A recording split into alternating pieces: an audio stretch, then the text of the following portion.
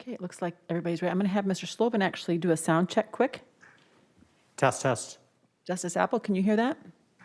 I can, thank you. Thank you. And you may be seated, Mr. Sloven. And now, Ms. Conroy, Mary Conroy, if you'd give a sound check quick, and then you can begin. Testing, testing. Thank you very much. You may proceed. Thank you. May it please the court, counsel. My name is Mary Conroy. I'm with the Appellate Defender's Office, and I'm here today representing Derek Johnson. Mr. Johnson had a jury trial in which he was found guilty of homicide by vehicle by OWI, operating while intoxicated. In this case, we're asking this court to find that the district court erred in denying the defendant's request for a jury instruction on the lesser included offense of homicide by vehicle by reckless driving. Counsel below asked for this instruction as lesser included, and the district court did not give it. In Iowa, there's an automatic instruction rule. So if the homicide by driving by reckless vehicle, or reckless driving, excuse me, is in fact lesser included, then the failure to submit this lesser is erroneous. Counsel's argument below is essentially based on Judge Tabor's dissent in State v. Ware, that you cannot commit under the impossibility test that Iowa applies, that you cannot commit the offense of homicide by driving by operating while intoxicated without also committing the offense of homicide by driving by reckless driving. So are you saying that driving while intoxicated is per se reckless? Yes, Your Honor. I think that's what quite a few cases of this court has said, that drunk driving is reckless driving. Okay, then I want to give you a hypothetical. So if Iowa statute says any amount of a controlled substance qualifies as operating while intoxicated, and you've just said driving while intoxicated is per se reckless, and if marijuana is legal in Colorado, does that mean any Coloradan who has legally been smoking marijuana, if they even cross the border, they are automatically per se reckless driving in Iowa? I don't think so. I think Why not? I think the reason for that is when we are applying the impossibility test, we actually look at the manner by which the state has trying to prove it, so the alternative. And in this case, the state is trying to prove under any controlled amount, but it also tried to prove under the driving while under the influence of any kind of drug or alcohol or combination thereof. And so I think based on that, we're not going to have a situation, and I think in the situation that you mentioned, reckless driving might not be a lesser included based on that alternative. So doesn't that get rid of your lesser included offense argument? Isn't that just an example of how it would not be a lesser included offense? No, I don't think so, because it is still a lesser included of the alternative that the state charged, which was the under the influence alternative.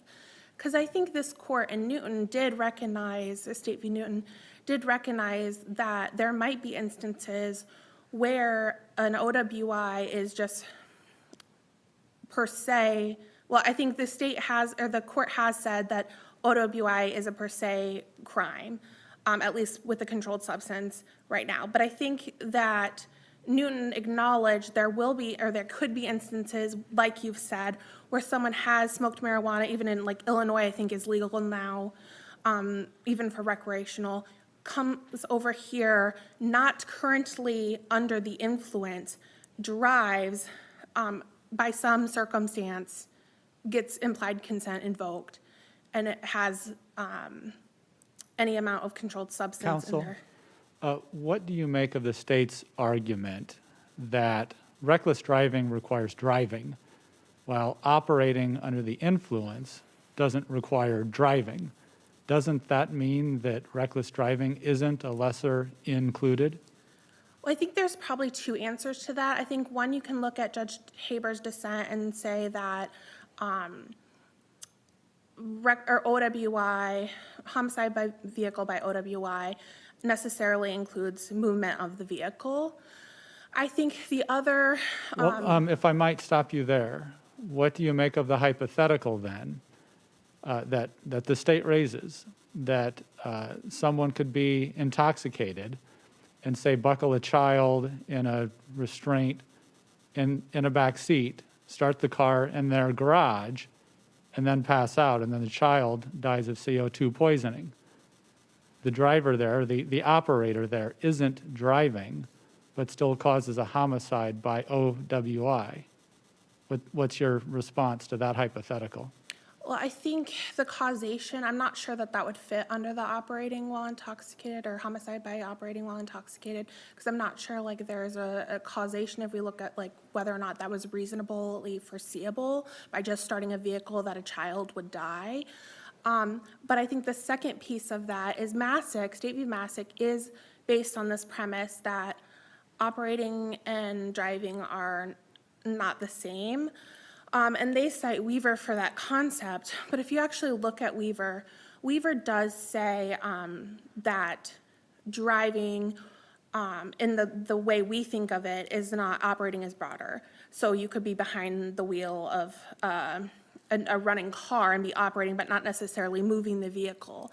But if you look at Weaver itself, it talks about the differences statutorily in 321.1, which gives the definitions in the driving section that reckless driving actually appears in. And in that, the definitions for both driver and operator are the same. And it's since been amended that operator and driver are actually identical. So they're in the same section. I think it's subsection 48, where it just needs, let me see, that every person who is in actual physical control of a motor vehicle upon a highway is either the operator or the driver. So I'm actually not even sure that this idea that driving and operation are dissimilar is correct, because of the court in Massac's reliance on Weaver when that's not exactly what Weaver said.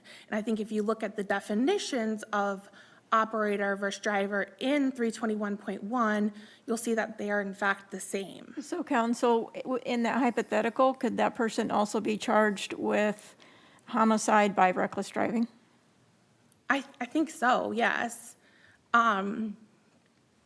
Because if you acknowledge that operating and I want to clarify, I think homicide by reckless driving would be a lesser included offense. I don't think it would be a separate offense. But so what if the person wasn't intoxicated? What if they just recklessly put their kid in a car with it running in the garage, went back in the house, and then just left the kid there?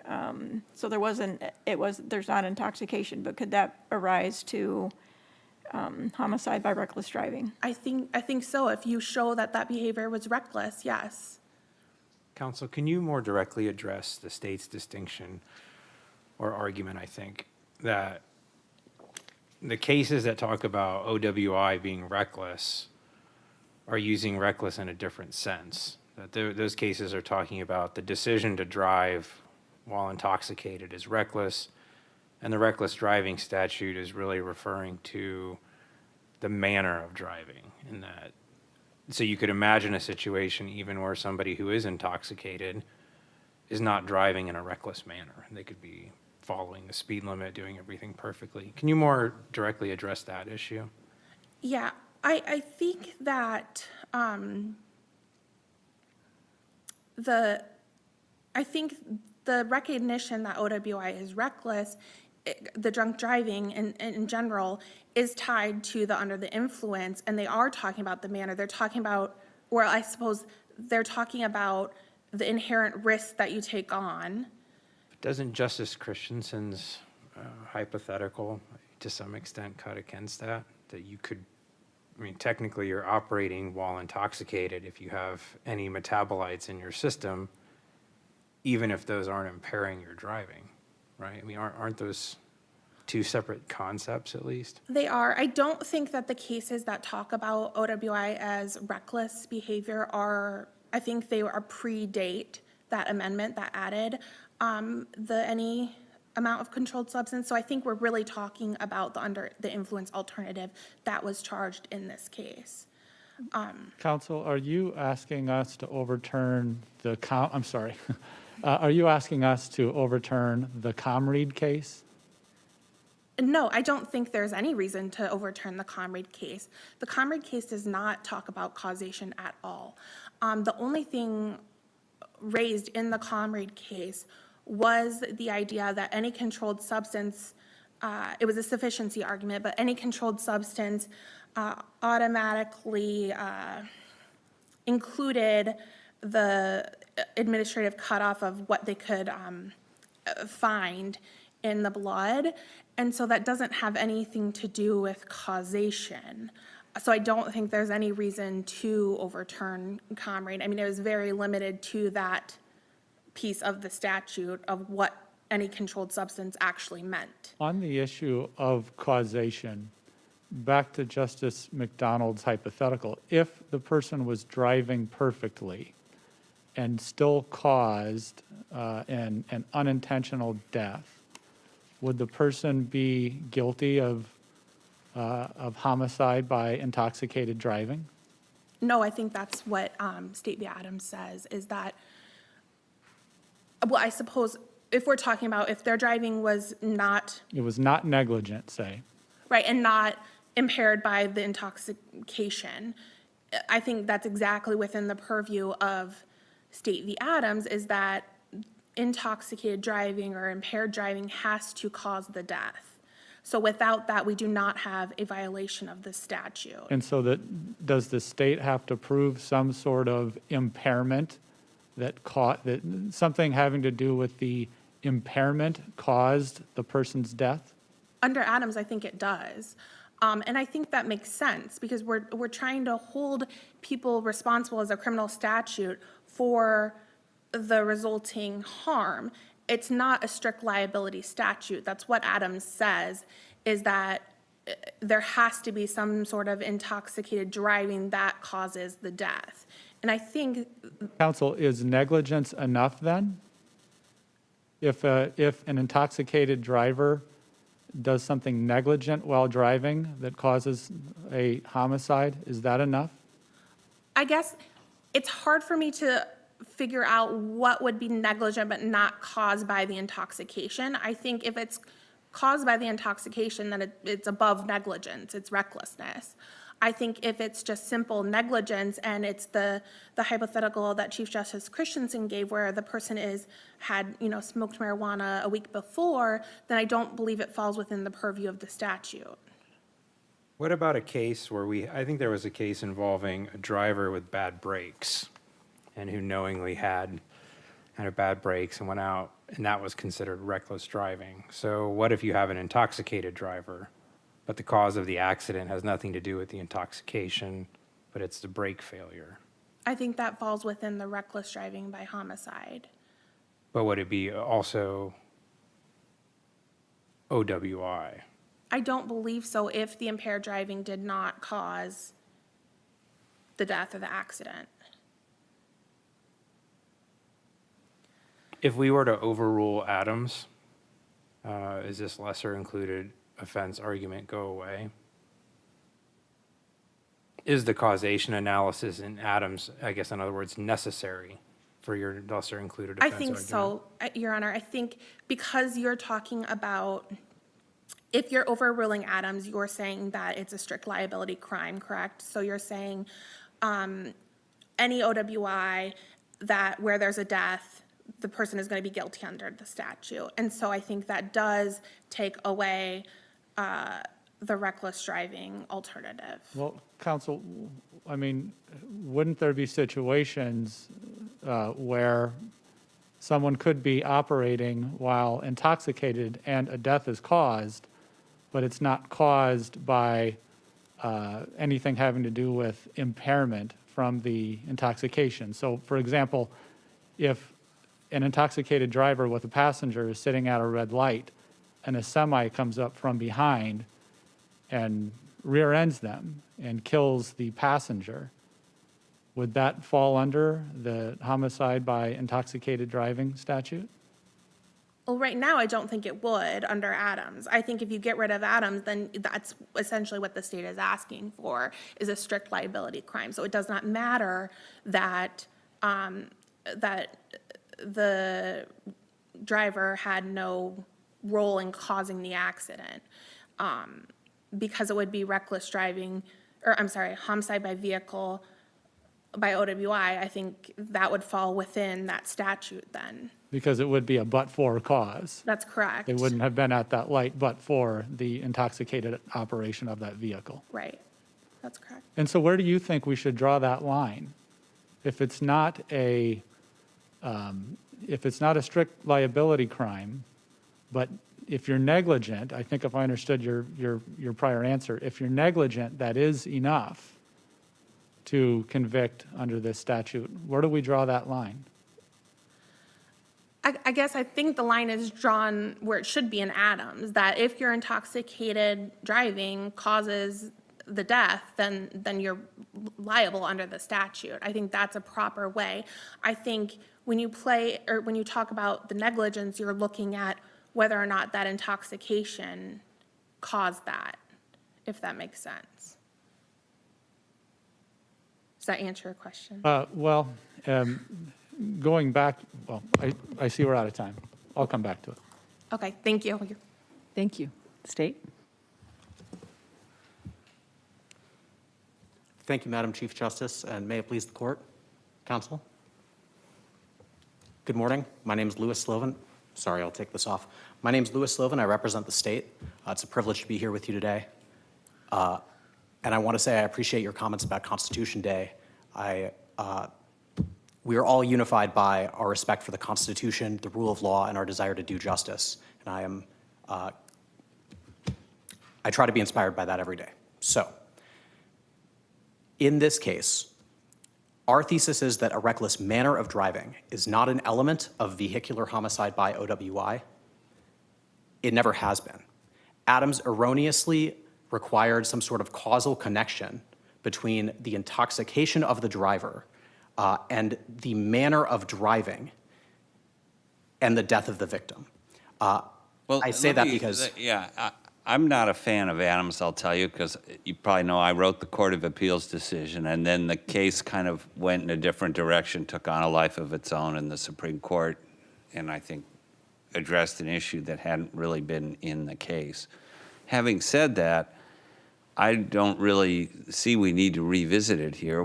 Doesn't your hypothetical that you came up with where the person was operating but not driving, the example that Justice McDermott talked about, doesn't that solve the case? Why don't we just resolve it on the case on that basis and say it's not a lesser included because operating is broader than driving? I think that it does resolve the case on those grounds. I also think the case is amenable to being resolved on harmless error because of the special interrogatory. The jury came back with unanimous agreement on 5 different theories of intoxication, 3 of which are under the influence theories of intoxication. So even if there were issues to consider about Newton, just like in Newton, that situation's not presented here. But I also think that it's important for us to clarify what the standard should be, because this issue keeps coming up. Every time you have a prosecution for vehicular homicide by OWI, you need to instruct the jury on the causation requirement. And so because the issue is, and I think the hypothetical that was discussed, along with some of the other questions, illustrates exactly why the causation requirement, it's most clearly stated in Adams in footnote 9, where it says that, yes, we are saying that there needs to be a causal connection between the intoxication and the death. I think that those hypotheticals illustrate why that is not correct. That, and they do it in kind of a roundabout way. I think the best way to describe it is an overdetermined causation or an overdetermined harm, that we can identify the actions that the defendant took that caused the collision. We can identify the actions that he took that caused the death. But it's difficult to the point of philosophical even to untangle the effects of the intoxication on that decision-making. Was he as bad a driver when he was sober? Mr. Sloven, I understand the point you're making about the overdetermined causation, but answer at least I think the concern that maybe Adams was getting at, which is perhaps overbroad application of what would otherwise be a strict liability statute. So for example, the hypothetical we discussed about driving while intoxicated, but the cause of the accident is bad brakes. You're driving while intoxicated, but the car is rear-ended. And I mean, technically it's a but-for cause, but maybe not within the scope of the statute. So how do we address those kind of one-off cases, which would seem to fall within the scope of the statute if it were a strict liability statute? I think the answer to that, and I think the answer to that is in Wieskamp, which illustrates our but-for causation requirement. In Wieskamp, we had the case where the victim was I think, wearing all black and lying down in the middle of the road, and it was struck by an intoxicated driver. And the testimony from the investigating officer was specifically, a sober driver never would have seen this person, right? So is the defendant's driving a but-for cause? I mean, in a butterfly effect sort of a sense, yes. But in a legal sense, no. The next driver along the road would have caused the exact same harm. The defendant's actions were not really a cause of the, and I guess the better way to describe that is as a independently sufficient superseding or intervening cause. That, I think, Justice McDermott, is the answer to your hypothetical about an intoxicated driver sitting at a red light, and then the decedent's car fails to stop and rear-ends the intoxicated driver. Well, if the decedent's car fails to stop, it's going to collide with the next object. See, now having criticized Adams, I'm not sure that it really creates any issues in practice. It just makes the state go through the same process that a civil plaintiff has to go through, where you throw the different arguments and causes and acts of specifications of negligence into the mix and comparative fault, and then let the jury resolve it. I mean, I would think in the run-of-the-mill case like this, the jury is going to say that as they did here, that the intoxicated driving was the cause of the fatality, and you'll get the conviction that you wanted to get. So as a practical matter, what's the practical harm of Adams?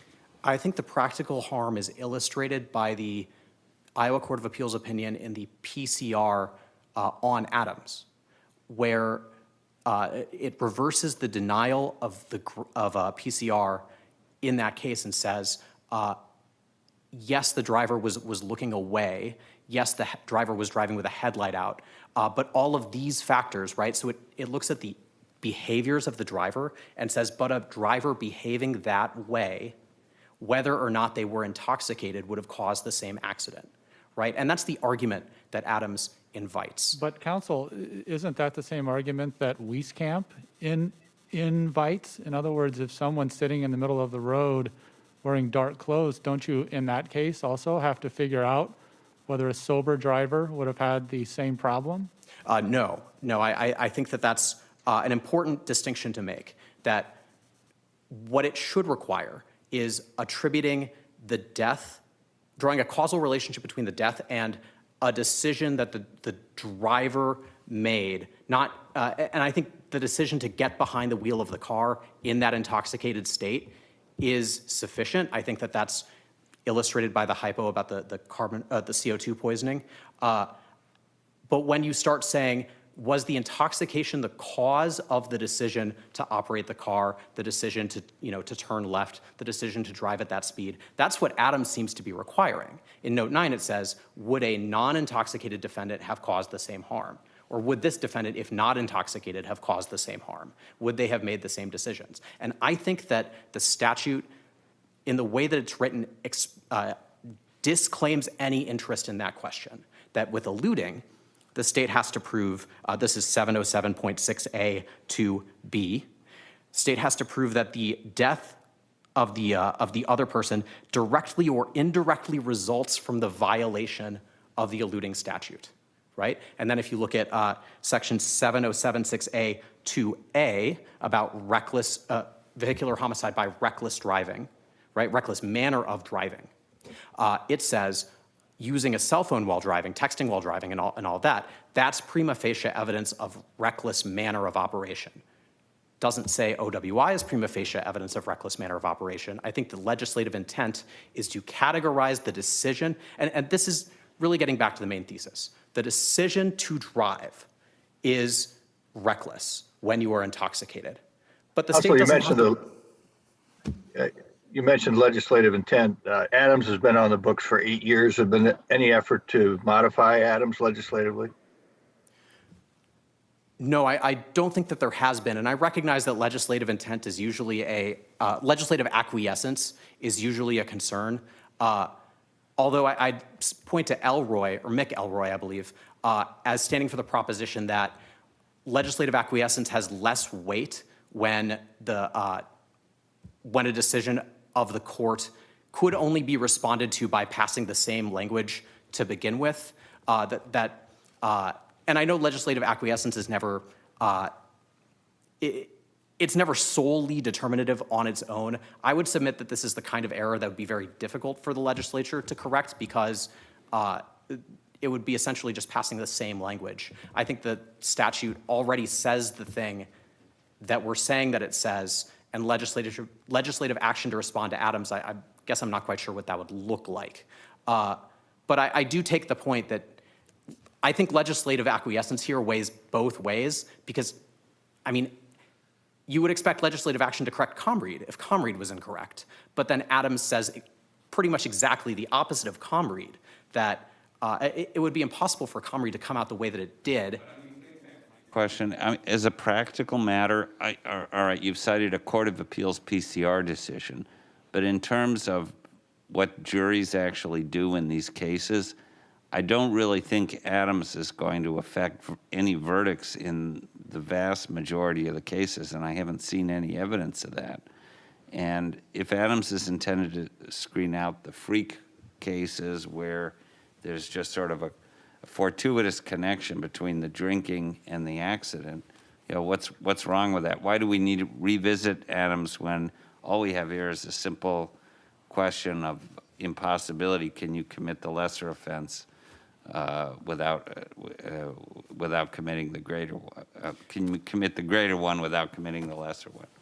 Yeah, I guess I have 3 responses to that. One is that Adams invites challenges like this on appeal that take this thorny issue that Adams creates by not being clear about what the causation requirement is, by requiring the state to prove something that in other parts of the opinion it says the state doesn't have to prove. And I think that is part of the harm.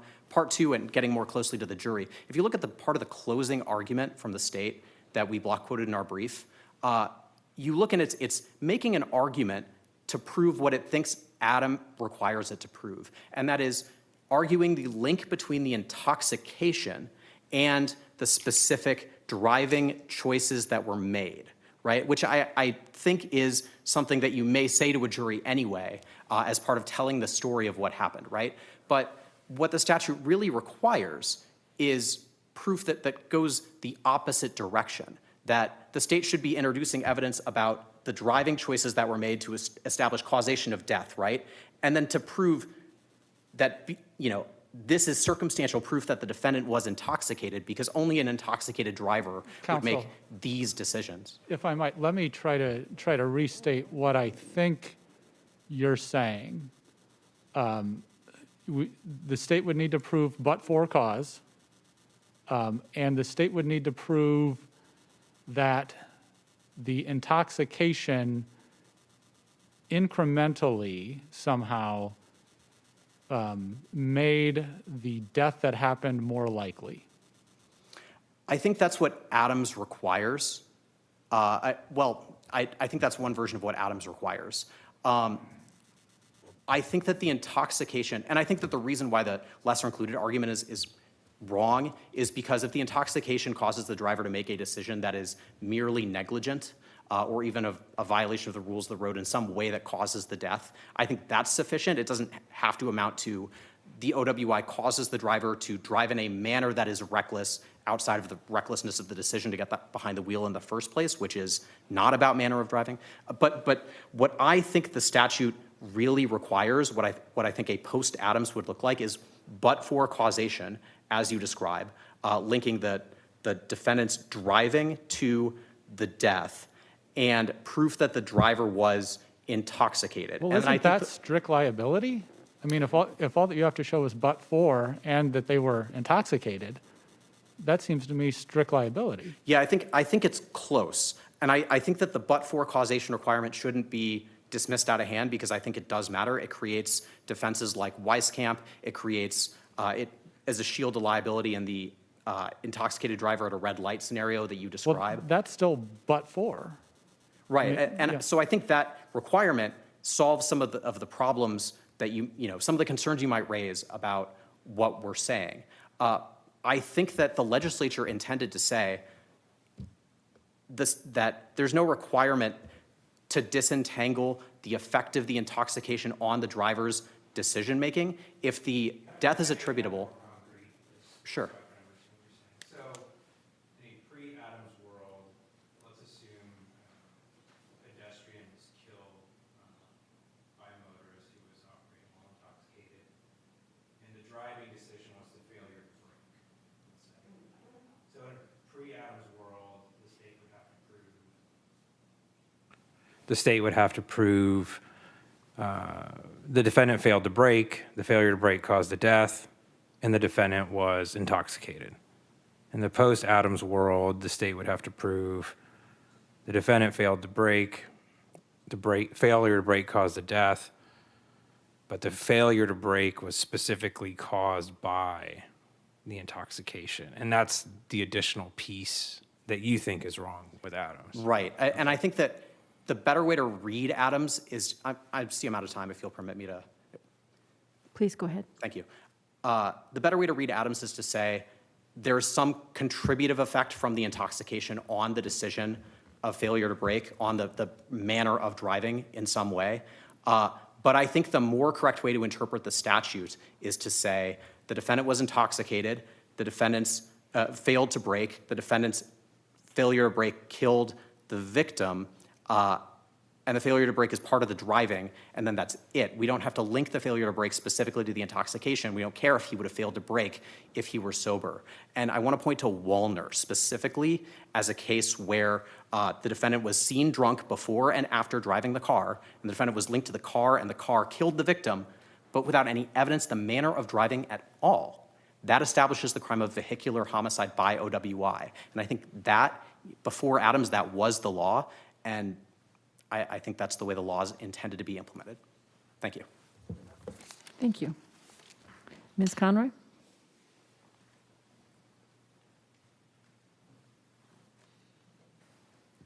Thank you. I just want to make 2 points. I believe this court's decisions on whether or not you overrule a prior decision control here, on whether or not we should overrule Adams. I see this very similar to the court's decisions regarding the earned time credit in prisoners. So I think it's State v. District Court of Jones and then Holm. They're very similar. So here there's an 8-year span between both. The legislature has, this court expects that the legislature is aware of its decisions in interpreting statutory intent. It has not changed the statute.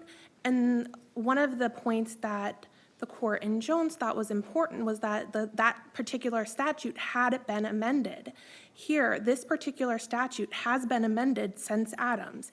It was amended, I think, in 2017 to add the subsections regarding the use of handheld electronics. The legislature did not change the subsection regarding homicide by vehicle by operating while intoxicated. Counsel, if I might ask you to speak on overruling the Hubka case, why should we do that? Well, I think this court, or this case presents a good reason for it when we look at why whether this defendant's actions caused the proximate cause of death here. I think most people would believe that the failure to use a child restraint device should go in that analysis on whether or not his actions were a substantial cause in causing death, just like the Moore case in Michigan. If that answers your question. Well, but the Moore case in Michigan strikes me as a little different. The Moore case, if I recall right, was a 3-car event, not a 2-car event. And it seemed to me, in reading Moore, that that was an important, that indeed some of Michigan law where there's only 2 cars involved seemed to go the other way. Have I misread Moore? No, I think there was 3 cars involved, but I don't think that really mattered. I think what mattered was whether or not the defendant's lack of use of seatbelt was a substantial cause of his death, because in that case, just like this one, the defendant wanted to put in evidence that he would have survived had he been wearing a seatbelt. The other thing I wanted to address is the state's suggestion that the legislature would have to pass the same language. They would not. I think Adams makes that very clear, that all they have to do is change the word from by, which provides causation, to while. And I think that would take care of the problem.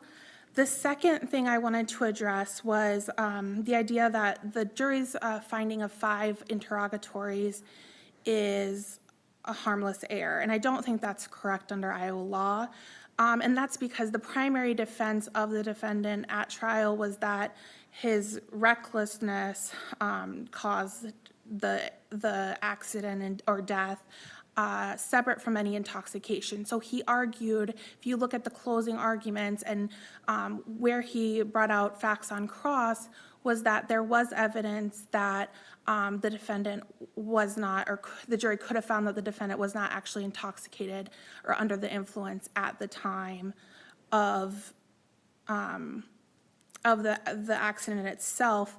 And it can't be harmless error when the jury does not get to consider the defendant's primary defense. For these reasons, we ask that this court reverse and remand for a new trial. Thank you. And thank you. The case of State versus Johnson is now concluded, and the ADB case with Michael Saeed is submitted without oral argument. Thank you. Court is adjourned. Hear ye, hear ye. The Honorable Supreme Court of the State of Iowa is now adjourned.